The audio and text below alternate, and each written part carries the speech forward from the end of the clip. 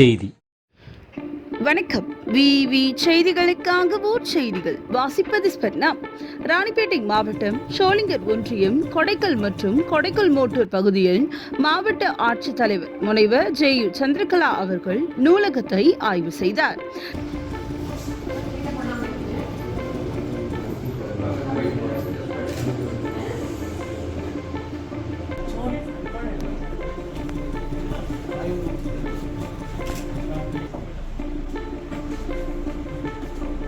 தொடர்ந்து நூலகத்தில் உள்ள புத்தகங்கள் எத்தனை வாசகர்களின் வருகை பதிவேடு கேட்டறிந்தார்.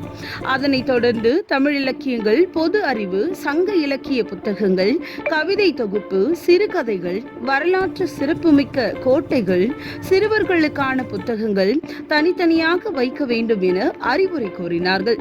தொடர்ந்து நியாய விலை கடைகளை ஆய்வு மேற்கொண்டார். அப்பொழுது ரேஷன் பொருட்கள் இருப்பு எவ்வளவு உள்ளது, பொதுமக்களிடையே முறையாக ரேஷன் பொருட்கள் வழங்கப்படுகிறதா என கேட்டறிந்தார்.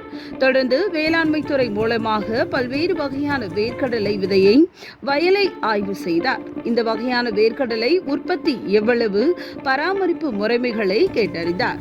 தொடர்ந்து ரெண்டாடியில் பீர்க்கங்காய், புடலங்காய், பாவக்காய், பப்பாளி தோட்டத்தில் பார்வையிட்டு அதன் உற்பத்தி மற்றும் விற்பனை செய்யும் முறைகளையும் கேட்டறிந்தார்.